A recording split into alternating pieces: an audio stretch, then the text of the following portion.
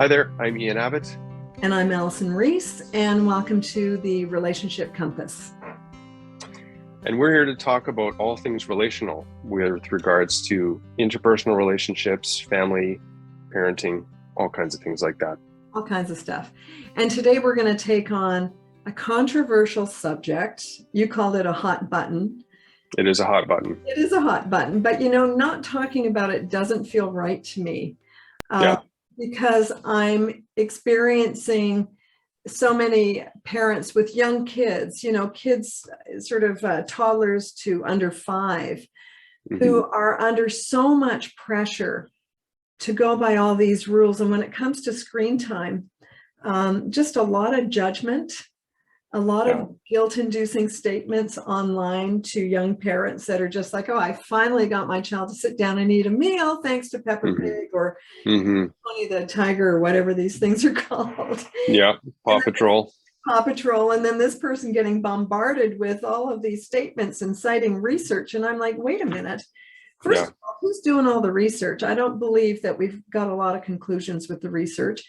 And secondly, this is about common sense and balance. Yeah.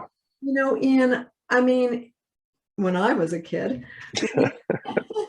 we had, I remember when TV dinners came out, these frozen trays, we get them on a Friday night and we'd have to wait for 45 minutes while they baked in the oven because we didn't have microwaves. And we put them on a TV tray and the entire family would sit around with our TV dinners and watch whatever. And it was amazing. Right. It was amazing. Now, I know times are different today. I know that screens are readily available. I know that we refer to our screens way too much. So all of that to me is just a given. Yes. I just like to have a really honest conversation about the times that parents just desperately need a break and it works. Yeah.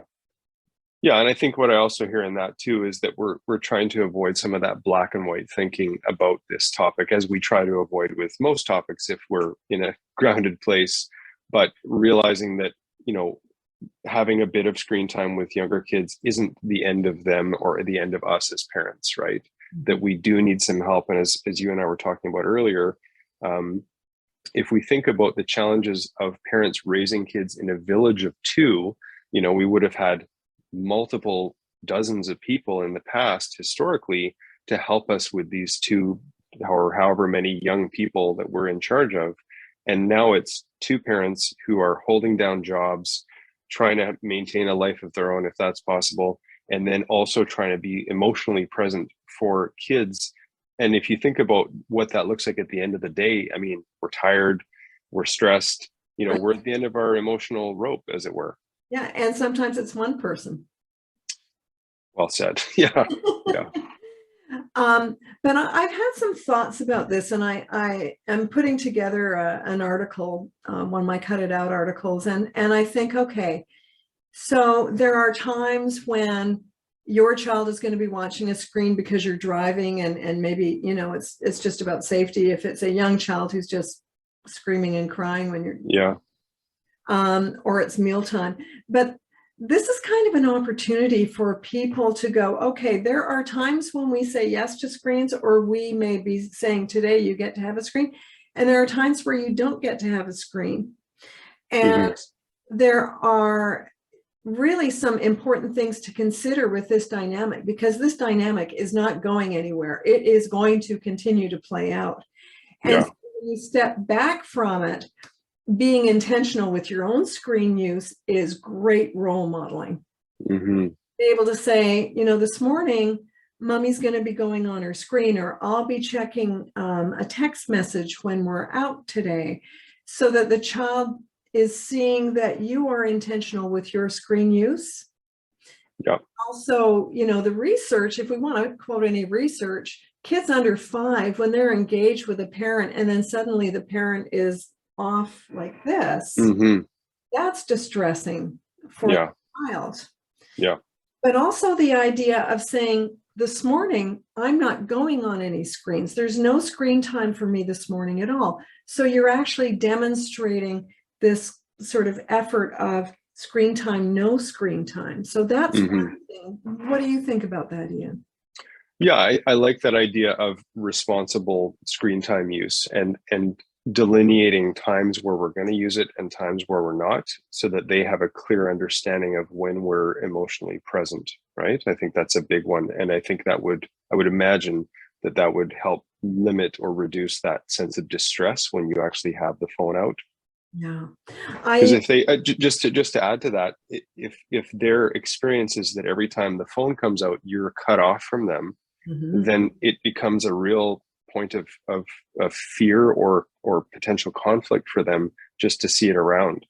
Yeah, this all Yeah. powerful screen that Hmm. away. I also noticed while I was babysitting my granddaughter, who's 17 or 18 months, I wanted to take a video of her playing while she was walking away from me so that I could send it to my daughter and say, see, she's having a really good time. But what happened is I was videoing her. We used to say Yes. videotaping, Yeah. taking this video, and she turned around and looked at me, and here I am with a camera pointing at her. And Yeah. it felt really yucky, like it was, Hmm. oh, this doesn't feel good to be doing this. Uh, Yeah. and even just saying to her, I'm going to take a picture of you, and doing that intentionally. And even at that age, she totally got it. Hmm. Yeah, Hmm. but I could see that, like, what, when she turned around. Yeah, what popped into my mind when you said that was being at, say, like a concert, and people are filming the concert on their phone, Yeah, and they're not actually present for the concert. exactly. So they're actually missing out because they want to capture this moment, Mhm. but then they're not actually in the moment, right? And I think that's kind of what I'm hearing as well, right? There was that. It was more for me the experience that she had when she turned around and saw that Hmm. I was pointing my phone at her. Right. That Yeah. that was the thing. Yeah. I totally get what you're saying about videotaping something and for later reference, and later is Yeah. not even that interesting. That's right. Yeah. Taken out of the experience for sure. And we're not even getting into, the idea that we take way too much footage of our kids. We're not even talking about the fact that we post things about our kids and their pictures and that, but that's a whole other subject where Hmm. I've had younger school age kids say to me, my parents are always taking pictures of me and posting them on Facebook and I don't like it. That's Hmm. that's a Yeah. violation. Yeah. Yeah. But what I was trying to get at, Ian, with this article is, yeah, there's going to be those times where we pull out the screen and then we've got all this guilt. But I think the bigger thing that we need to watch is, we've already talked about role modeling responsible or intentional screen use, but also watching the dynamics that come up in your relationship with screen use. Because, if your child is upset because they're pointing to the screen and you're saying no screen time today, you can use your toddleries, where you use that voice for your child. You say screen time, you want screen time, and I'm saying no screen time today. Hmm. Say, yes, I want screen time, and I'm saying screen time later, but you're so disappointed. And then you can go to distracting or doing something else. But that dynamic, that's a healthy way to teach children to wait for something. Hmm. And Hmm. and when children demand and you submit to those demands, that is a far more serious issue than just screen time. Yeah. And, we used to have a saying, grant no favors where there is a demand. And that's Right. the bigger piece that we have to look at. And so Yeah. you have that backbone of authority over screen times from the time your child is a preschooler until they're a certain age as a young teenager. And I think that's the piece that we need to pay attention to. Hmm. Yeah, it's kind of a little bit like about when you talk about, if you're gonna give in with your kids, do it early, right? Because otherwise you teach them to keep pushing until they get what they want. Yeah, that's a really good point. Is being able to say to a child, today you get to watch Peppa Pig. Hmm. Daddy and I are going to be sitting and eating a peaceful dinner. Now that part you may not say, but you get to announce it, or if they ask for it, hey, today, yes, it's a yes day to this. Mm-hmm. And, you know, even with my granddaughter, again, at 17 or 18 months, she's beginning to recognize no and Mm-hmm. yes. And Mm-hmm. she's also recognizing wait. And so the other thing that I think is really important is for children to learn to wait for something. Now, obviously, when they're younger, waiting, you know, they've got they can only wait for so long for things. That's why you may have to distract them right out of it. But Sure. waiting for something develops character, and it Mm-hmm. also avoids overindulgence where they're getting too much too soon. They're not Mm-hmm. having to wait for something, Yeah. and being able to say, hey, great waiting, it's 1 o'clock now, this is when we Mm-hmm. this thing, whatever it might be. So Yeah, and I think that's also going back to the idea of modeling, that can be a big problem in our sort of instant gratification culture, because whether we want to buy something on Amazon or look at a video on YouTube or look up something on Google, like we have this ability to just pull out this device and we have instant gratification. And I know for myself, if I'm honest, like I'm not as good at waiting for stuff as I used to be. You know, you look at the delivery time on Amazon, you're like, what do you mean 3 days from across the world? Like, come on, right? yeah, yeah, so true. Yeah. So I guess I'd like to summarize just this little piece around you know, the guilt that parents experience when they're using screen time.